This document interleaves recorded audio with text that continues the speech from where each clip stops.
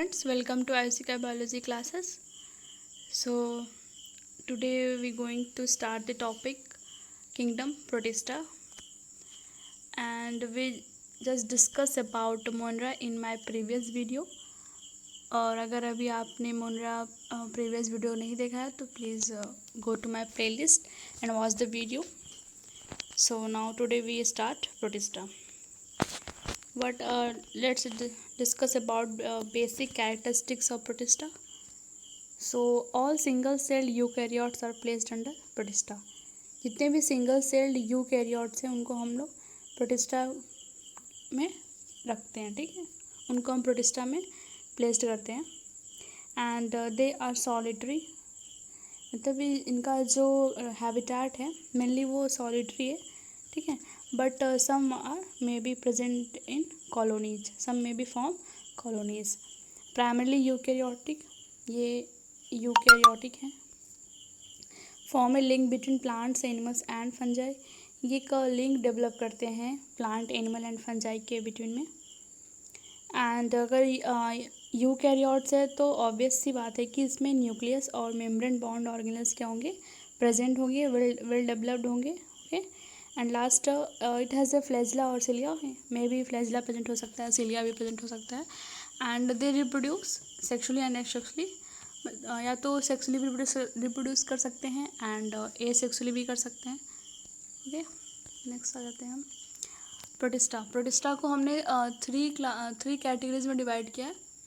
ठीक है, first is a photosynthetic protist, second is consumer decomposer protist and third is protozoan protist. तो आज हम फोटोसिंथेटिक प्रोटिस्ट के बारे में डिस्कस करेंगे. ठीक है, कि फोटोसिंथेटिक प्रोटिस्ट क्या है, क्या इनका कैरेक्टरिस्टिक्स हैं, इनके कौन कौन से एग्जाम्पल हैं. Okay, so move to the next slide.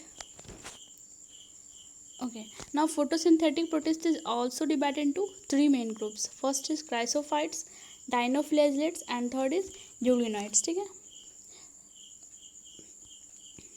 तो फोटोसिंथेटिक प्रोटिस्ट है वो भी क्लासीफाई है थ्री ग्रुप्स में. Chrysophytes, so let's discuss about chrysophytes. Chrysophytes include करता है डायमेटस गोल्डन एल्गी. ठीक है, ये इसको हम गोल्डन क्राइसोफाइट्स को हम गोल्डन एल्गी भी बोलते हैं. सो ये इसका एग्जांपल क्या हो जाएगा, diatoms golden algae. They are found in fresh water as well as marine environments. जो गोल्डन एल्गी है, डायमेटस गोल्डन एल्गी है, वो फ्रेश वाटर में भी मिलती है और हमें मैरीन इन्वायरमेंट्स में भी मिलती है. ठीक है, next is they are microscopic and float passively. ये माइक्रोस्कोपिक होते हैं और फ्लोट मतलब वाटर की सरफेस पे एकदम पैसिवली फ्लोट करते हैं, मतलब कोई एक्टिविटी नहीं, बिना without any loss of energy they passively, मतलब एकदम पैसिव होते हैं. ठीक है, इनको कोई भी सेल्फ एनर्जी की नीड नहीं होती है, ये पैसिवली क्या वाटर की सरफेस पे फ्लोट करते हैं. Most of them are photosynthetic. Obvious सी बात है, हम फोटोसिंथेटिक प्रोटिस्ट के बारे में डिस्कस कर रहे हैं, तो ये जो क्राइसोफाइट है वो फोटोसिंथेटिक होगा. Okay, diatoms are the chief producer in the ocean. जो डायटम्स है वो चीफ प्रोड्यूसर है, मतलब कि ओशन में सबसे ज़्यादा प्रोडक्शन किसका होता है, डायटम्स का होता है. ठीक है, नेक्स्ट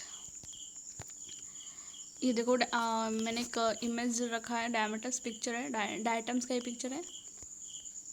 जूम करते हैं, देखो डिफरेंट टाइप्स ऑफ डायमेटम्स है. देखो इनका स्ट्रक्चर यहाँ पे देखो, ये सॉलिटरी के फॉर्म में प्रेजेंट है, this is in solitary. Okay, ये देखो इन कॉलोनीज फॉर्म किया है इसने. और डायमेटस गोल्डन एल्गी एक गोल्डन कलर का होता है. ठीक है, बेसिकली गोल्डन कलर का ही दिखता है ये हमें. देखो ये देखो गोल्डन कलर का है, ये भी गोल्डन कलर का है. ऐसे हो जाते हैं कभी कभी ग्रीन कलर भी सकते हैं, ऐसा कोई फिक्स नहीं है गोल्डन ही हो, बट मोस्टली गोल्डन कलर के पाए गए. ठीक है, नेक्स्ट एग्जांपल से समझ में आएगा आपको. नेक्स्ट आ जाते हैं डायनोफ्लैजलेट्स. ओके, नेक्स्ट जो है वो क्या है, डायनोफ्लैजलेट्स है. These organs are mostly marine and photosynthetic. ये क्या होते हैं, मोस्टली क्या होते हैं, मैरिन होते हैं और ये भी फोटोसिंथेटिक है. ठीक है, फोटोसिंथेटिक ही पढ़ रहा है तो फोटोसिंथेटिक है, ये तो कंफर्म है.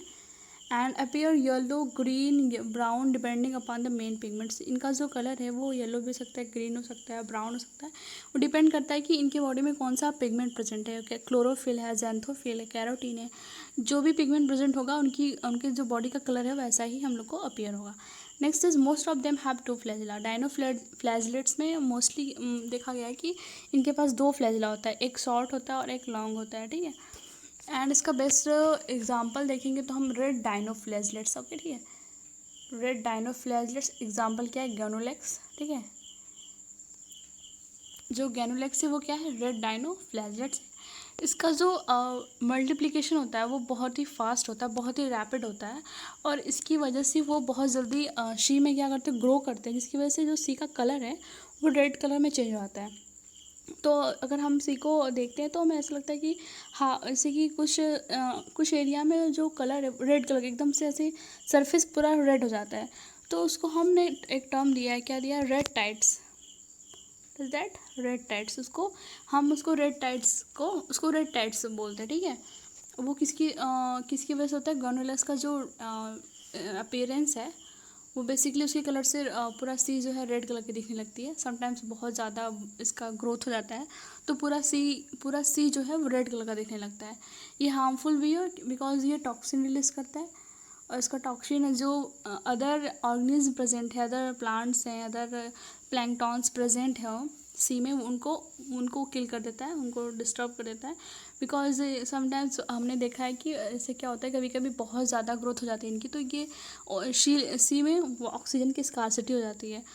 तो ऑक्सीजन की स्कार्सिटी होने की वजह से फिश क्या होती है, बहुत ही लार्ज अमाउंट में फिश क्या होती है, डेथ होने लगती है, फिश की बहुत ज़्यादा डेथ होने लगती है, इससे बहुत ही इकोनॉमी को लॉस होता है। तो ये बहुत ही हार्मफुल है और बहुत ही टॉक्सिक भी है। ओके, नेक्स्ट आ जाते हैं। देखो यहाँ पे डायग्राम, ये एक सिंगल गैनोलेक्स है, और ये देखो यहाँ पे इन्होंने रेड टाइड्स, इसको हम बोलते हैं रेड टाइड्स। देखो रेड कलर का दिख रहा है और सी, ठीक है। ये देखो यहाँ पे लोग बैठ के देख रहे हैं कि हाँ ये गैनोलेक्स, ये रेड कलर अपीयरेंस है। देखो ऐसे ही कभी कभी तो पूरा सी एकदम रेड दिखने लगता है, बहुत ज़्यादा उसका ग्रोथ हो जाता है। नेक्स्ट आ जाते हैं यूग्लिनाइड्स, ठीक है। Third is euglenoids. Euglenoids name से ही लग रहा है कि यूग्लिना की बात कर रहे हैं। तो यूग्लिना की कैरेक्टरिस्टिक्स पढ़ लेते हैं। Majority of them are fresh water found in stagnant water. जो यूग्लिना है वो बेसिकली क्या है, फ्रेश वाटर में मिलता है हमें, okay. And in stagnant water, मतलब फ्रेश वाटर मिलेगा और स्टैगनेंट वाटर मिलेगा। जैसे कि बरसात का पानी है, ठीक है, फ्रेश वाटर है वो, और वो जैसे कि मतलब बारिश नहीं हुई, एक बार बारिश हुई और पानी वो इकट्ठा हो गया और पड़ा से स्टैगनेंट एकदम स्थिर है, उसमें कोई भी मूवमेंट नहीं हो रहा, तो वहाँ पे यूग्लिना प्रेजेंट हो सकता है, ठीक है। Instead of cell they have a protein rich layer called pellicle. मतलब सेल, इनके पास कोई ऐसे बेसिकली सेल वाल या फिर सेल मेम्ब्रेन नहीं होती है, इसके पास प्रोटीन रिच लेयर होती है, ठीक है। प्रोटीन रिच लेयर उसको हम क्या बोलते हैं, पेल्किल बोलते हैं, ठीक है। एंड जो पेल्किल है वो क्या यूग्लिना को क्या प्रोवाइड करती है, फ्लेक्सिबिलिटी प्रोवाइड करती है, ठीक है, उसके मूवमेंट में हेल्प करती है। नेक्स्ट इसके पास 2 फ्लैजिला होता है, एक शॉर्ट और एक लॉन्ग। They are photosynthetic. जो यूग्लिना है वो, यूग्लिना की सबसे खास बात ये है कि ये ऑटोट्रॉप्स की तरह भी बिहेव करती है और हेटेरोट्रॉप्स की तरह भी बिहेव करती है, ठीक है। तो ऑटोट्रॉप्स की बिहेव तब करती है जब सनलाइट प्रेजेंट होता है, तो ये फोटोसिंथेटिक, मतलब कि अपना फोटोसिंथेसिस वाला प्रोसेस करती है, ऑटोट्रॉप्स होती है। बट अगर लाइट एब्सेंट है तो ये हेटेरोट्रॉप्स होगी, मतलब दूसरे ऑर्गेन्स पे डिपेंड करेगी, ठीक है। इसका एग्जांपल हमने यूग्लिना ले लिया, ठीक है। यूग्लिना का ही डायग्राम देख लेते हैं। ओके, हियर इज यूग्लिना, देख रहे हैं यूग्लिना स्लीपर लाइक इसका इमेज होता है, स्लीपर लाइक होता है। देखो यहाँ पे डिफाइन है, here is nucleolus and this is nucleus. Nucleus के अंदर ही न्यूक्लियोलस होता है। ये स्टोर्ड कार्बोहाइड्रेट्स हैं, endoplasmic reticulum, rough endoplasmic reticulum है, क्लोरोप्लास्ट में जितने सेल मेम्ब्रेन बाउंड ऑर्गेनेल हैं, डबल मेम्ब्रेन या फिर कह लो सिंगल मेम्ब्रेन, सब प्रेजेंट है, ओके। क्लोरोप्लास्ट है, कॉन्ट्रैक्टाइल गोल्गी अपैरेटस है, फोटो रिसेप्टर है, स्टिग्मा है, फ्लैजिलम है, फ्लैजिला देखो है, ठीक है, लॉन्ग फ्लैजिला, ठीक है, समझ में आ गया। सो यूग्लिना क्या है, यूकैरियोट्स है, तो इसमें सारे सेल बाउंड ऑर्गेनल्स होंगे, वेल डिफाइंड न्यूक्लियस होगा, न्यूक्लियस का न्यूक्लियर मेम्ब्रेन होगा, न्यूक्लियोलस होगा, ठीक है, सब कुछ होगा। And okay, thank you. This is the end of the slide. I think अगर आपको कोई डाउट होगा तो प्लीज़ कमेंट करिएगा। और आई होप आपको वीडियो समझ में आ गई होगी।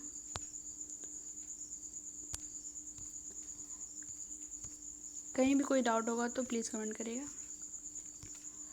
Okay, so thank you, have a nice day.